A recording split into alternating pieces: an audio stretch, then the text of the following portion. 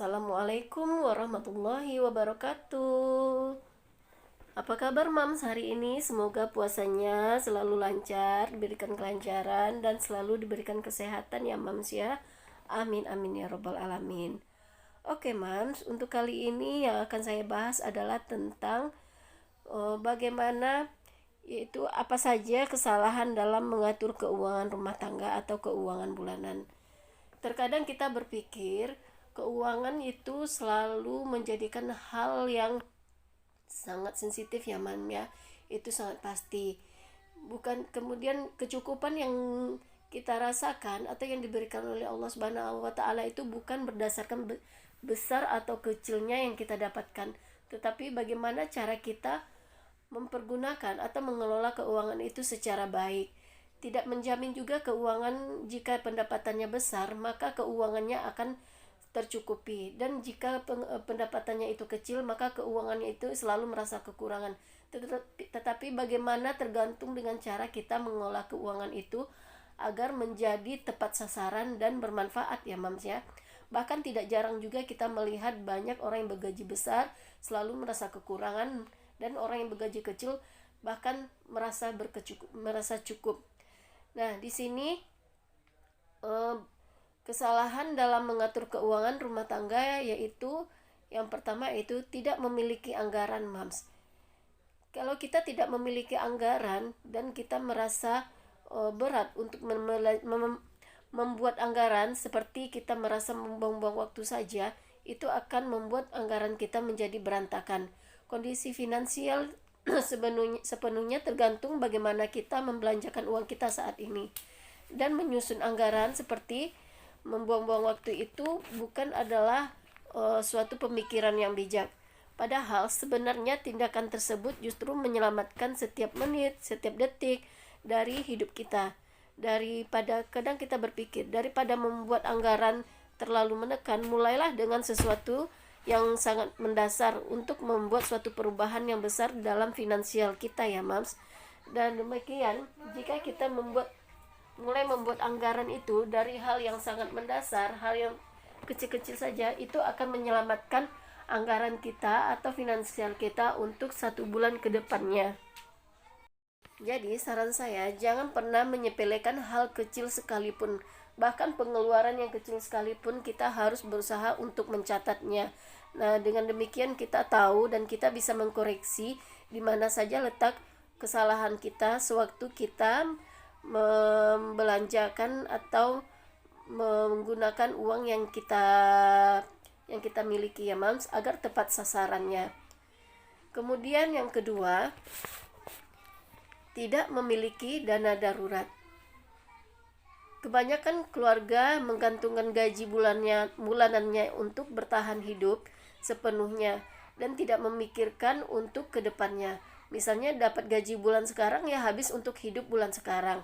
Seperti misalnya mereka tidak menganggarkan untuk kesehatan, untuk pendidikan, atau untuk hal-hal yang mendesak sekalipun. Nah, hal yang seperti ini sangat disarankan bagi kita untuk memiliki dana darurat untuk kepentingan yang sangat mendesak ya Mams. Mulai saja dari minimal yang terkecil dulu Mams. Tidak perlu menganggarkan dana darurat itu dari nominal yang paling besar. Terkadang kita berpikir, yang namanya dana darurat itu harus 6 kali pengeluaran kita setiap bulannya. Tidak mesti harus dimulai dengan hal yang kecil dan dengan hal yang besar, tapi mulailah dulu dengan hal yang kecil. Kalau hal yang kecil saja tidak kita mulai, bagaimana kita akan memulainya dengan hal yang besar? Mungkin ia pada prinsipnya harus memiliki 6 kali pengeluaran setiap bulannya. Tetapi kalau kita tidak memulainya dari hal yang kecil, bagaimana kita mendapatkan pengeluaran 6 kali anggaran setiap bulannya untuk dana darurat? Jadi saran saya, mulailah saja dulu dari nominal yang paling kecil. Misalnya Mams bulan ini bisa menganggarkan hanya sekitar Rp50.000. Mams mulai saja dulu dengan nominal Rp50.000. Itu akan lebih baik daripada tidak mempunyai dana darurat sama sekali. Kemudian yang ketiga yaitu menabung setelah pengeluaran. Nah, di sini Mams mendahulukan pengeluaran daripada menabung. Pada prinsipnya Pada prinsipnya menabung itu yaitu diambil dari 10%, minimal 10% pendapatan, tapi tidak mesti harus 10% jika kalau kita harus menyesuaikan dengan finansial kita. Ya, misalnya saja kita hanya bergaji 1.500.000 atau 1 juta, tidak mungkin kita harus menyisihkannya 100.000, padahal kebutuhan pasti lebih banyak ya Mams. Tapi paling tidak di sini kita sudah menyisihkannya. Coba saja dulu dari minimal yang kecil, dari minimal 20.000, misalnya gaji terkecil kita ambil 1 juta ya Mams. Kita mulai saja dulu menabung dengan 50 ribu, tetapi itu kita lakukan di awal. Nah, kita lakukan di awal, kemudian sisanya kita belanjakan. Belanja memang lebih penting daripada menabung. Akhirnya seseorang cenderung untuk terlebih, yaitu menabung, cenderung terlebih dahulu mengeluarkan uang untuk kebutuhan daripada menabung. Nah, cara atau teknik pengaturan uang seperti ini salah ya, Mam. Seharusnya dilakukan kebalikannya. Lakukanlah dulu menabung, setelah itu sisanya baru kita anggarkan untuk pengeluaran dan kebutuhan kita. Kemudian yaitu perencanaan pengeluaran jangka panjang. Pengeluaran jangka panjang ini seperti pajak. Perencanaan pajak ini kadang memiliki peran penting dalam memiliki peran penting dalam stabilitas finansial kita ya Mams. Bisa saja itu dari anggaran pajak tadi banyak mengambil atau menyisakan uang yang kita bayarkan ke pajak. Seharusnya uangnya bisa kita anggarkan terlebih dahulu di jauh-jauh hari dan tidak menggunakan keuangan pada saat itu juga, dan menggunakan uangnya lebih banyak. Akhirnya kita banyak mengeluarkan uang untuk pajak, maka kepentingan yang lain terabaikan. Maka ini sangat penting ya Mam untuk menghindari kecelakaan.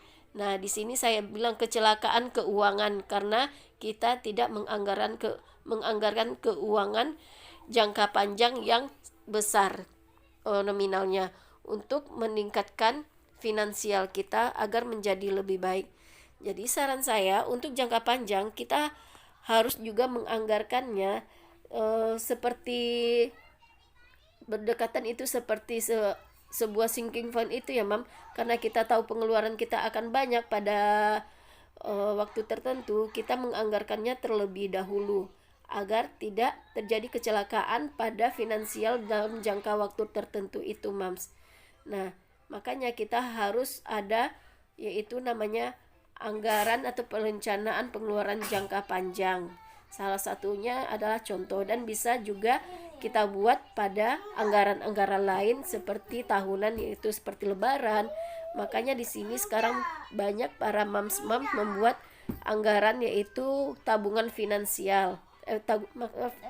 Tabungan sinking fund, gunanya itu untuk menghindari terjadinya kecelakaan pada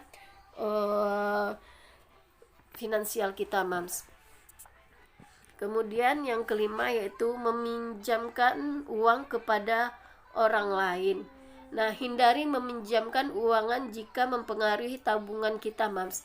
Misalnya kita harus meminjamkan uang kepada orang lain, pinjamkanlah uang yang memang itu bukan uang yang sengaja kita sisihkan, kita tabungkan untuk kebutuhan kita untuk jangka panjang, karena ini sangat mempengaruhi investasi atau tabungan kita sendiri. Dan pinjamkanlah keuangan jika itu tidak sangat mempengaruhi tabungan kita, kita boleh meminjamkannya. Tapi jika mempengaruhi tabungan kita, sebaiknya kita hindarin. Bukan masalah pelit atau gimana ya Mams, tetapi kita perlu juga memprotek diri kita untuk meminjamkan ke orang lain. Tergantung mungkin itu keadaan darurat ya Mams ya. Dan kita juga melihat bagaimana kondisi seseorang itu. Kadang di sini itulah pentingnya anggaran sedekah yang kita sisihkan. Sewaktu-waktu bisa kita gunakan untuk seandainya ada teman, keluarga membutuhkan uang, jadi kita bisa memberikannya secara cuma-cuma tanpa merasa beban, dan itu juga bisa meringankan beban orang lain ya Mams. Kemudian yang selanjutnya yaitu investasi tanpa pengetahuan. Nah, banyak dari kita mulai berinvestasi tapi kita tidak tahu permainan dalam investasi tersebut seperti saham, reksadana dan sebagainya, obligasi. Sementara kita permainan dalam investasi tersebut belum kita kuasai. Boleh kita mengikuti berbagai macam investasi yang lagi ngetren sekarang, tetapi kita terlebih dahulu tahu bagaimana cara mainnya ya Mams. Jangan asal-asal masuk investasi tapi nanti akhirnya kita yang buntung.